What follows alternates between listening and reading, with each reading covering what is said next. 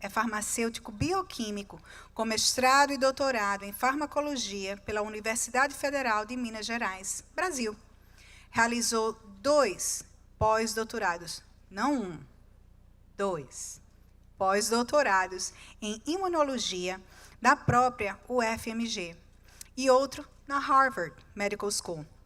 Atualmente, é professor assistente de neurologia na Harvard Medical School e Brigham, me corrija, Brigham and Women's Hospital, em Boston, onde lidera um grupo de pesquisa voltado para neuroimunologia e o eixo intestino-cérebro, em doenças neurodegenerativas e psiquiátricas.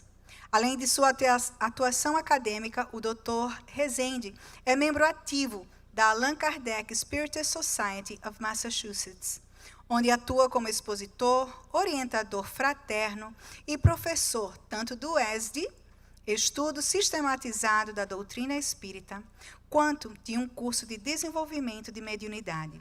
Também é afiliado à Associação Médico Espírita dos Estados Unidos, contribuindo para o diálogo entre a ciência e a espiritualidade. Com vocês, o Dr. Rafael Rezende.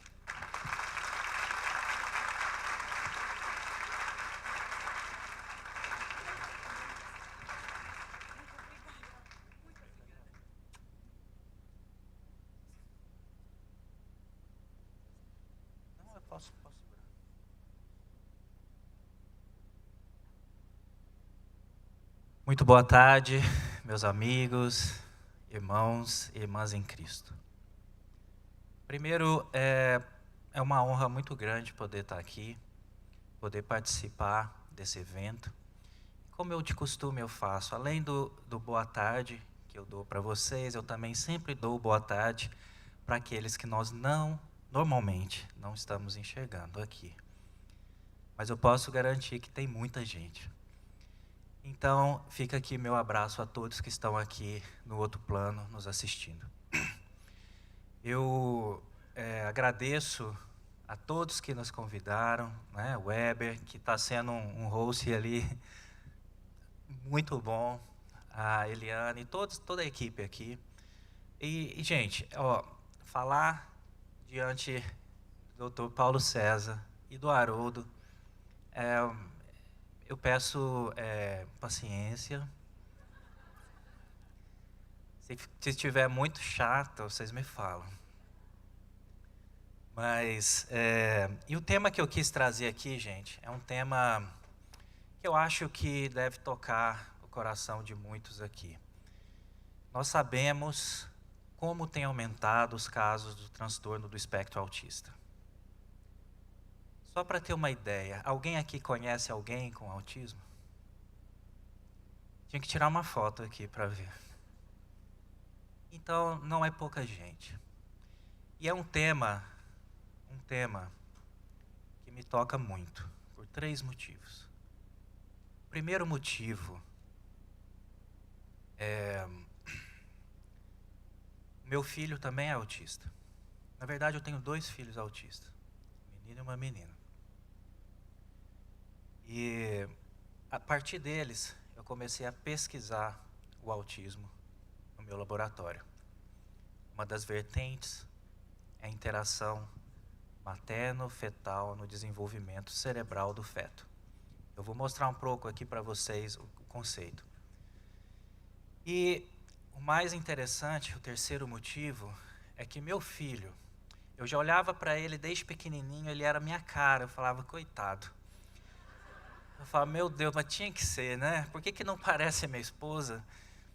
Mas aí, o comportamento, ele me deu a maior lição da vida. A maior lição.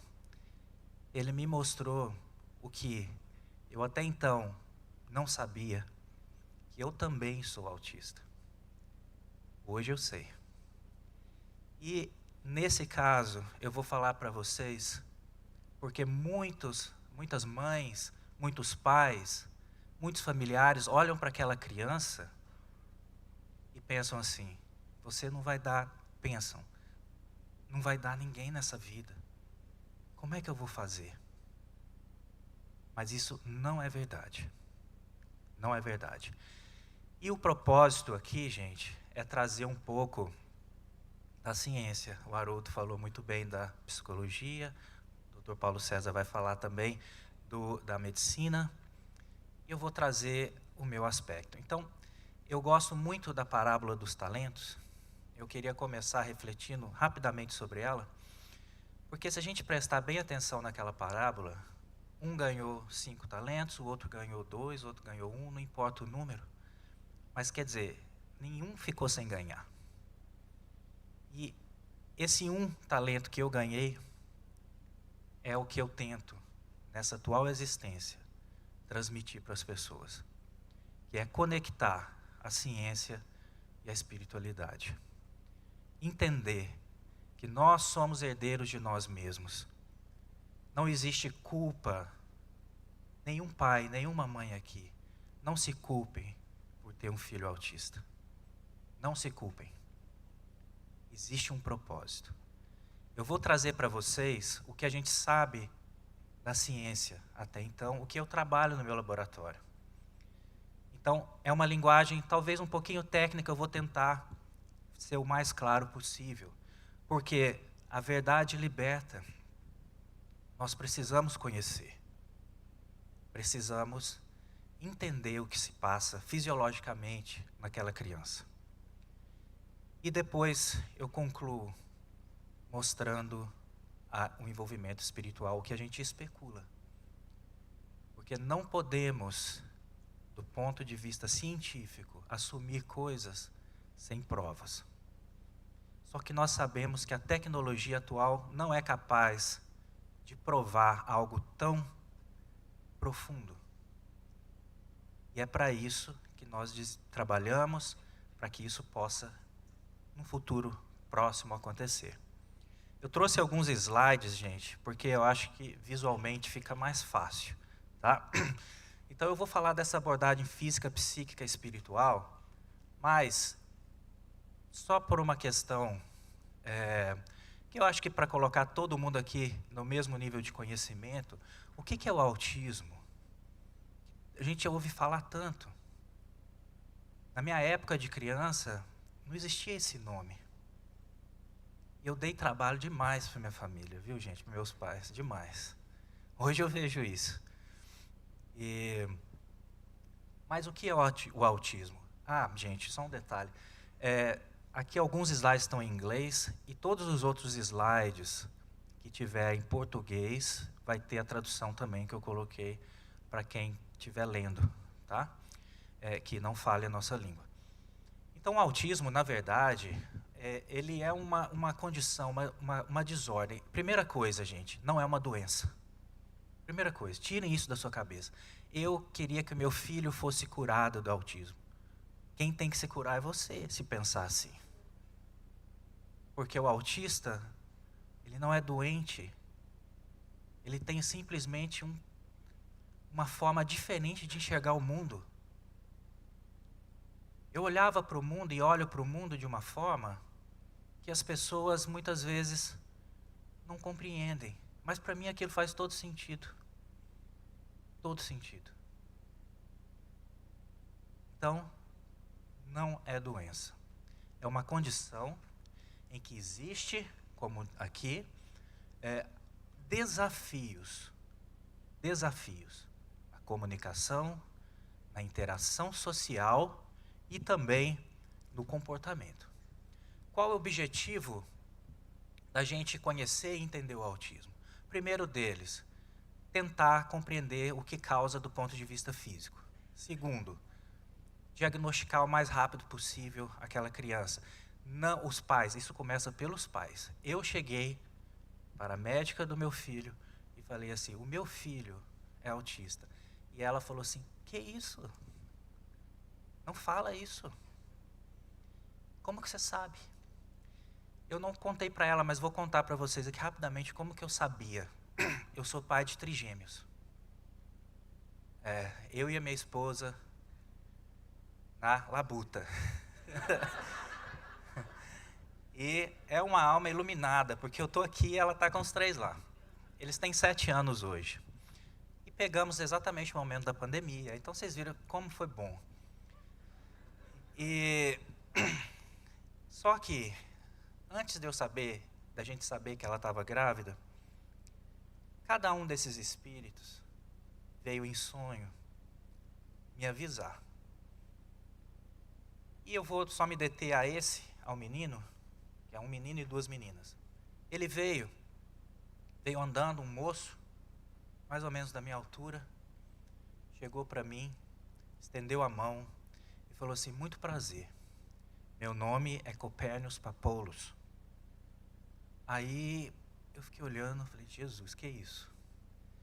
E aí ele falou assim: olha, estou vindo da Grécia Antiga para ser seu filho. E eu falei assim, olha como que é, né, gente? Espírito de terceira ordem. Eu falei assim: mas como que eu vou pôr seu nome assim? Foi a primeira pergunta que eu fiz. A primeira pergunta. Naturalmente, ali eu já me coloquei automaticamente para ele. Falou: meu amigo, você tá entendendo com quem que você tá vindo? Você tá entendendo? Aí ele riu, ele falou assim: mas isso não é importante. Eu falei assim: mas espera aí então, vamos pôr um nome que seja grego, então vai chamar Lucas, é o nome dele. Aí ele falou: tá ótimo, mas não é isso que eu vim te falar. Ah, então o que é? Olha, eu sou uma pessoa muito... Ele falou assim: eu sou muito inteligente, só que eu não sei conectar a minha razão e as minhas emoções. É isso que eu quero que você faça por mim. É isso que eu quero. Conecte isso.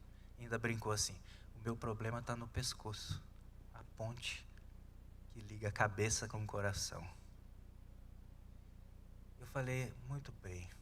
Eu tive os outros 2 sonhos, gente, eu não vou contar por uma questão de tempo, né? Cada um veio se apresentando. Às vezes querem saber?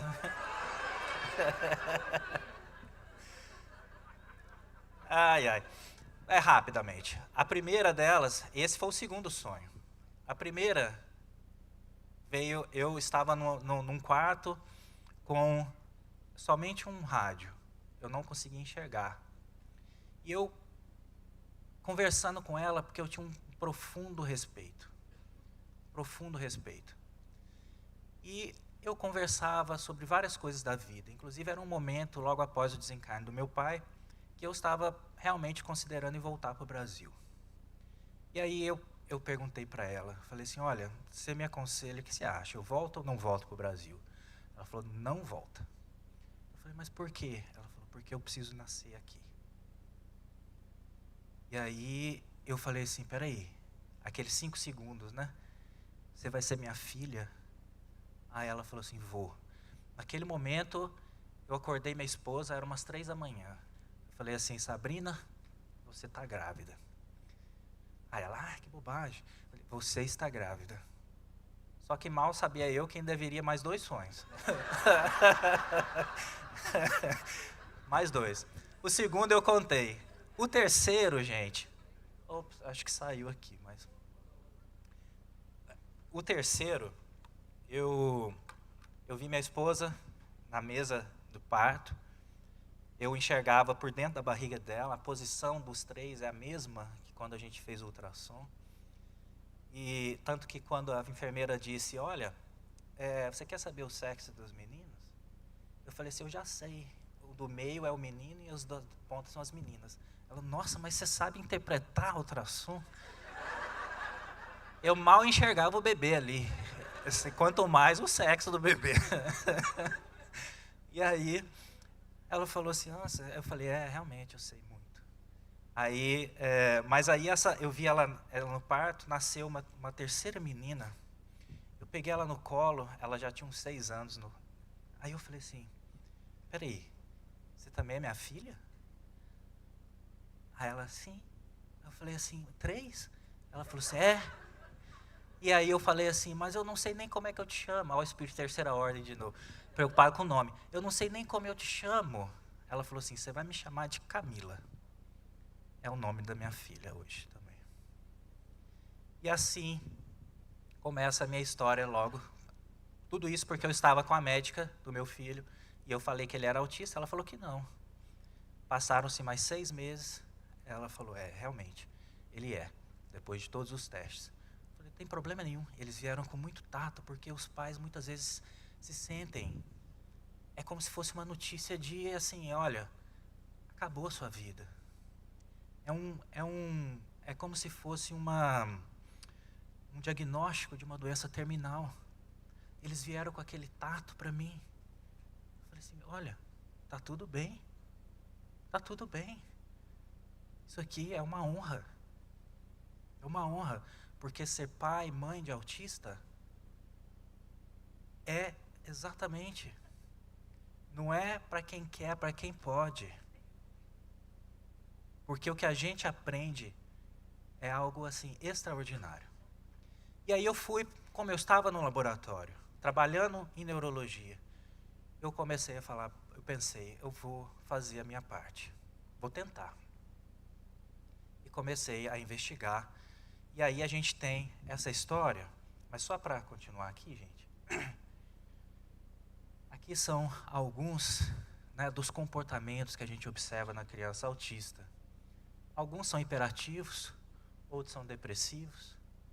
Alguns, essa aqui a minha filha fazia isso, e a minha outra que não é, a Camila, que não é autista, ela ia, batia a mão assim, ó, espalhava aquilo tudo, ela ficava enlouquecida, porque gosta de montar tudo numa, né? Nunca tiveram problema de sono, graças a Deus. E o Lucas, aí gente, lembrem que no sonho ele me falou, eu tenho problema com as minhas emoções. Ele não aceitava que nem eu, nem a Sabrina, minha esposa, tocassem nele. Ele não tinha isso. E agora, pasmem, dentre os 3, hoje, é o mais carinhoso deles. Ele compreendeu. De alguma forma, ele compreendeu o que ele tinha que aprender aqui. E, então, a gente tem essa dificuldade na fala, dificuldade no desenvolvimento. Não é? Aí, nós temos isso aqui também. Os níveis de autismo. Isso é muito importante, gente, para o conhecimento de hoje. Muito importante. Não podemos colocar o autista numa categoria somente. É muito amplo. Por isso que chama transtorno do espectro autista. É amplo. É um espectro muito grande. Só que para facilitar, nós, então, dividimos isso em aspecto nível 1, nível 2 e nível 3. Isso aqui é muito importante, gente, para a gente compreender também o ponto de vista espiritual. Porque aqueles autistas de nível 3, como vocês podem ver aqui, eles necessitam de muito, muito suporte. Então, toda vez que a gente pega uma criança autista, seja você um profissional que vai diagnosticar, seja você um pai, um familiar, um professor, um evangelizador infantil. Seja um evangelizador infantil. O que vai ser importante aqui? Primeiro, a gente entender o nível que essas crianças estão. Qual nível? Elas têm uma dificuldade, mais ou menos, ou é muito? Porque no final, qual que é a nossa função? Fazer com que essas crianças se tornem adultos produtivos para a sociedade. Então não existe, meus irmãos, eu vou curar o autismo. De novo, não. Nós vamos fazer com que aquela criança se torne um adulto que seja capaz de viver, de trabalhar, de produzir. Esse é o objetivo. E aí, do ponto de vista científico, o que realmente causa o autismo? Então, agora aqui, gente, antes de eu começar a mostrar, tá? O que eu falar aqui não significa que exista culpa de pai ou de mãe. Por favor, eu vou trazer para vocês o que há de mais novo no conhecimento das possíveis causas do autismo. E uma dessas causas se chama ativação materno imune. Já ouviram falar? Então, olha só, gente. Aqui está representando uma mãe no seu período gestacional, primeiro ao início do segundo semestre. Só que ela tem, desde algum tempo, mora aqui nos Estados Unidos, ou mora no Brasil, mora no Ocidente, tem um hábito alimentar típico daqui. E ela desenvolve uma flora intestinal, todos nós aqui sabemos, né, que o nosso intestino é cheio de bactérias. A gente chama de flora ou microbiota intestinal. Isso é mais do que simplesmente bichinhos na nossa barriga, gente. Eles controlam, inclusive, muitos aspectos do nosso comportamento. Eu vou chegar lá. Mas, nesse momento, ela tem uma flora intestinal propícia para um processo inflamatório. Mas ela não sente. Não tem nenhum sintoma. Está simplesmente ali. E aí o que acontece? Nesse período crítico, vamos supor que ela está aqui no inverno. Eu falo isso porque, gente, o inverno na minha casa, a minha casa é uma incubadora de vírus. Porque eles pegam da escola, traz tudo, né? E a mãe contrai uma gripe, contrai uma infecção qualquer, associada àquele intestino, que não é 100%, vai levar a um aumento excessivo de uma proteína no sangue chamada interleucina 17. Vocês não precisam decorar isso, mas é só para mostrar que existe um mecanismo. Essa interleucina 17, dentre e outras também, se torna a grande vilã, porque ela chega na placenta, atravessa a placenta, chega na cabecinha daquele feto e atrapalha o desenvolvimento neuronal, gerando inclusive alterações genéticas, que é uma das hipóteses. Ah, eu tenho o gene do autismo, passei para o meu filho. Não, você não tem. Você não tem. Não é assim. Ah, não é assim. Só que isso altera geneticamente o seu filho. E aí essa criança desenvolve. Gente, isso é tão importante que eu vou falar uma coisa para vocês vão achar estranho. Eu induzo isso daqui em animais de laboratório. Já viram o camundongo ficar autista? Eles ficam. Camundongo, gente, com todo o respeito que eu tenho por esses animais, com todo o respeito, mas eles têm uma gestação de 3 semanas. Quando a gente faz com que ele tenha uma infecção, não é uma infecção, é um mimetizador, porque ele não fica doente, tá? A gente não quer causar nenhuma dor neles. Mas é só um pouquinho assim do processo que um vírus causaria. No dia 12,5 da gestação, que coincide com esse período da gravidez, aquele momento não acontece nada com a mãe. Os filhotinhos nascem. E lá quando eles se tornam 2 meses, um camundongo de 2 meses é adulto. Você testa com aparelhos específicos e ele não interage socialmente. Ele tem comportamento repetitivo estereotipado, extremamente ansioso. E aí a gente fala assim, como isso é possível? Nós conseguimos reproduzir, não sou eu não, gente, isso aqui já, antes de eu começar a trabalhar, já estava começando a ser estudado. Como é possível você fazer isso num animal? Daí a ajuda que esses animais trazem para nós, porque agora a gente começa a tentar entender formas de reverter o processo. Então é preciso ter a primeira etapa. E aí eu trago essa figura aqui, gente, é a última assim que é, né, científica. Eu sei que eu não estou num congresso de neuroimunologia, eu sei, mas é só para vocês entenderem como é que é. Isso tudo está dentro da gente. Isso aqui está representando, vocês sabem o que é isso aqui, gente? Hã? Intestino. Então está tudo certo. Isso aqui, vocês sabem o que é? As bactériazinhas da nossa barriguinha. cheio, tá? Aqui aqui a gente pode ver o intestino da mãe, normal. Agora, tá vendo esses outros aqui que não estão aqui? Tá vendo isso aqui? São chamados de bactérias filamentosas segmentadas. É um grupo de bactérias que não devia estar ali, mas ela está. E essas são uma das grandes vilãs para esse processo imunológico que aumenta essa citocina chamada IL-17, ou interleucina 17, que causa as alterações cerebrais. Isso foi descoberto ao acaso, porque a gente compra os animaizinhos. E aí começava a comprar de uma empresa, eles estavam ficando com autismo. De repente compramos de outra empresa e pararam. Mas como assim? Eles estão geneticamente idênticos. Esse é um detalhe. Esses animais são clones. Eles são 100% idênticos. Como assim? E aí fomos entender, é a bactéria que estava no intestino, que não é idêntica.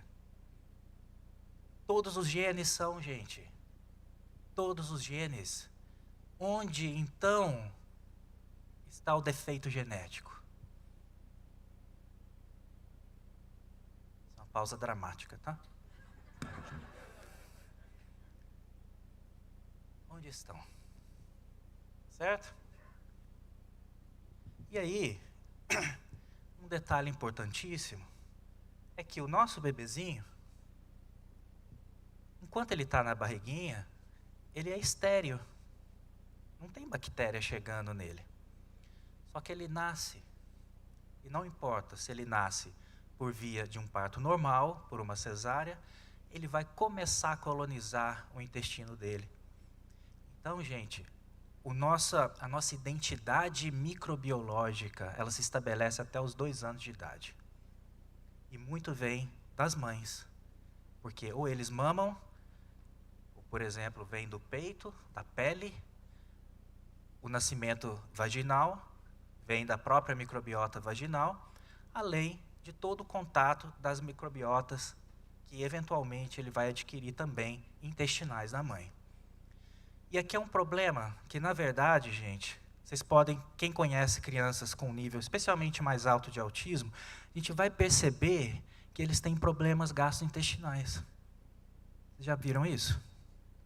Eles, às vezes, têm constipações terríveis, cólicas, e a gente não entende como meu filho chora tanto por conta de cólica. Ou eles têm diarreias, é uma coisa descontrolada. Por quê? Ali já começou uma colonização de bactérias que não deveriam estar ali. Só que tem um outro problema, gente. Eles são seletivos para comer. E não adianta, não é frescura. O pediatra da minha filha falou assim, oferece brócolis, fala assim para ela, ó, isso aqui é uma arvorezinha. Olha que delícia. Eu tentei. Aí ela só fez assim. Que árvore? O que você está falando? Não tem jeito. Só que o que é o problema disso? Vira-se um ciclo, um feedback positivo, um ciclo vicioso. Porque ele come pouco e a diversidade nos 2 primeiros anos da nossa microbiota intestinal é dependente do que você come.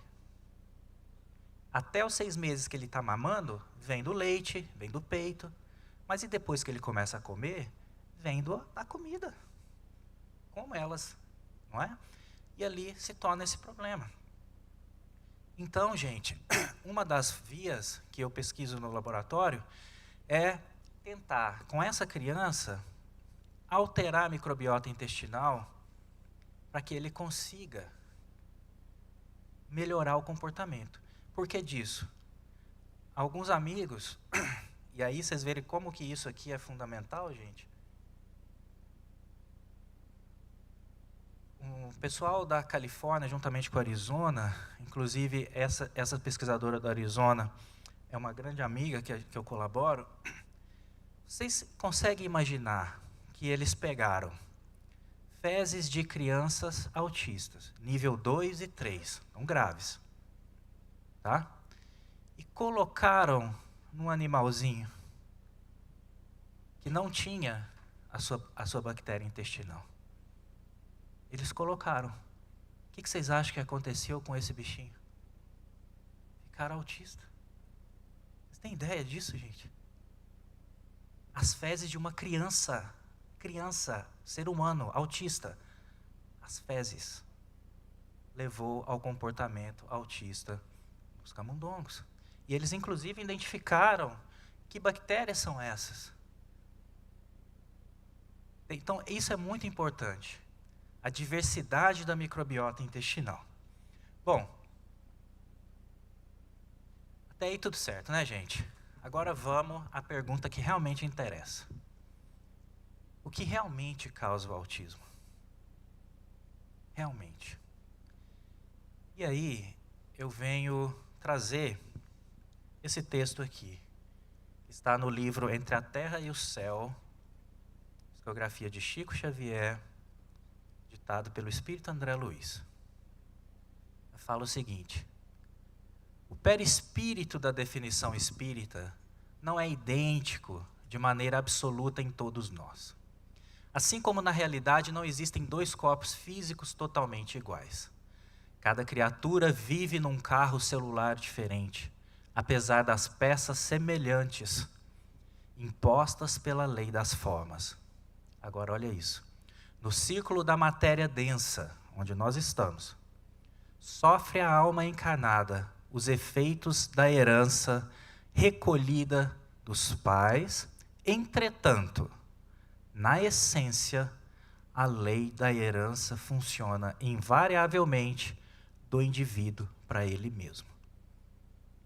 Então, isso aqui tira qualquer culpa, gente, do pai e de uma mãe falar: eu sou responsável pelo meu filho ser autista.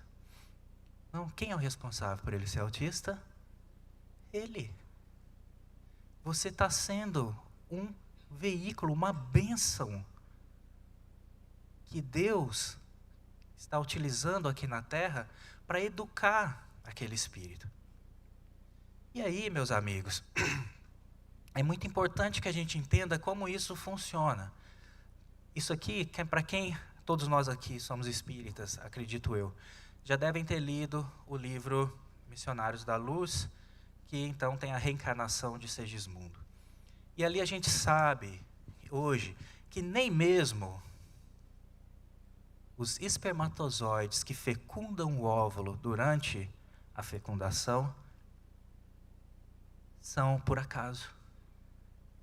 Não tem essa assim, olha, esse aqui corre mais do que o outro, não. Não. O que acontece? O próprio óvulo, a própria mãe, aquele espírito já está com a mãe há um tempo. Ele vai se gente, eu tento falar isso em todas as palestras, não consigo. Ele miniaturiza. Ele encolhe.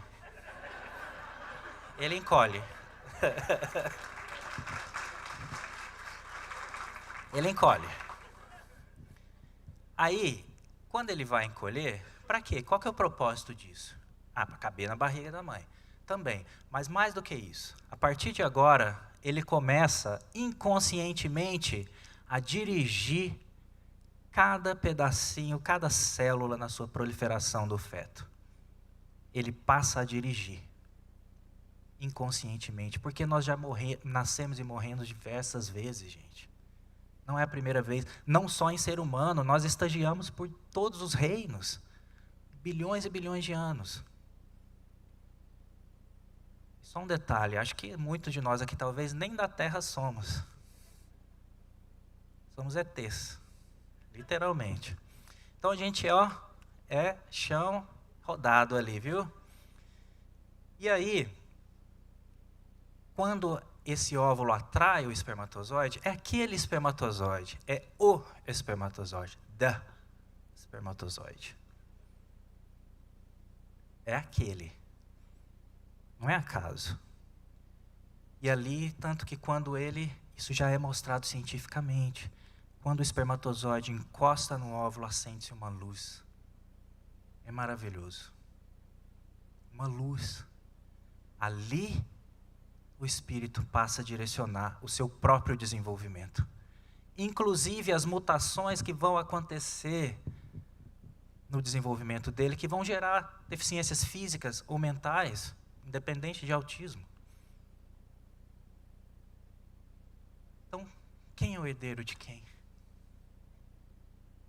Está vendo que ninguém precisa se sentir culpado por ser pai ou mãe de autista? Ou de qualquer outra criança com deficiência?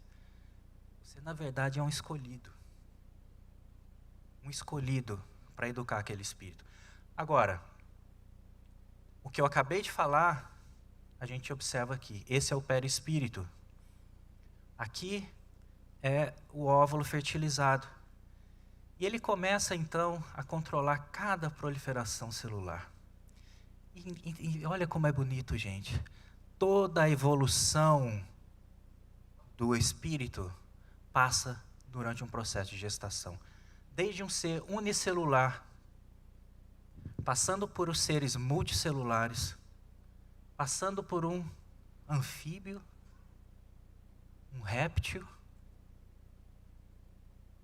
um símio e o ser humano, em 9 meses. Como é bonito. Como é bonito. E aí, então, é importante, gente, que muitas das crianças, como eu disse, o espectro autista é imenso. Muitas dessas crianças, o Haroldo comentou isso aqui, e é muito interessante. Muitos espíritos de outros orbes estão vindo.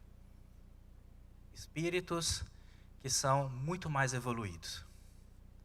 E a gente fala assim, bom, eles estão vindo para favorecer a evolução moral do planeta. Não é isso? Não só isso. A evolução física também. Porque quando eles encarnam, eles começam a fazer alterações mínimas no material genético. Para que então, associado ao que o Haroldo também falou, dos andares da casa mental, o nosso córtex frontal comece a desenvolver. Porque nós ainda não somos a nossa melhor versão física. Haja visto os problemas no joelho, na coluna. Alguma coisa vai ter que melhorar, né, gente? Mas especialmente no nosso cérebro. O nosso córtex frontal, ele precisa expandir, porque ali está o terceiro andar da casa mental, a superconsciência. É ali que um espírito de segunda ordem, de primeiro também não sei como é, mas pelo menos o de segundo vai viver. Não mais no primitivismo do primeiro andar, que representa o nosso cérebro primário, nosso sistema límbico. Não somente no nosso segundo andar, que representa o córtex motor, somatosensorial, que é o presente.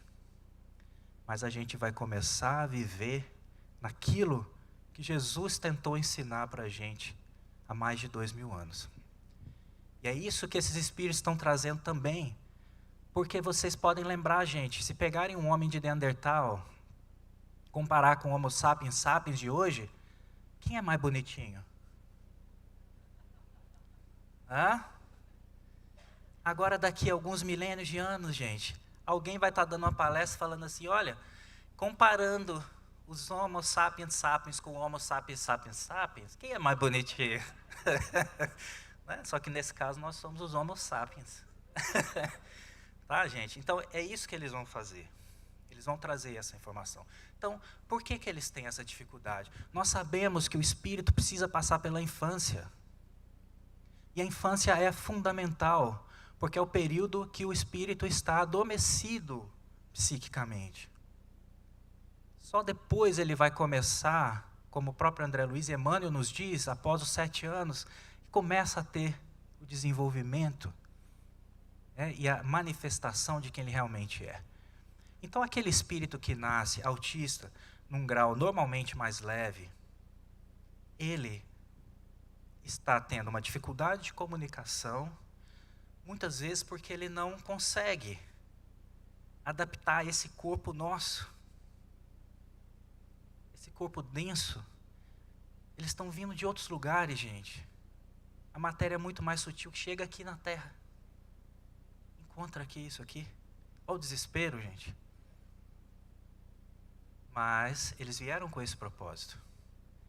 Mas tem um detalhe. Quem é responsável por guiá-los nos primeiros anos da vida? Os pais. Aí é a nossa responsabilidade. Porque esse espírito não é perfeito.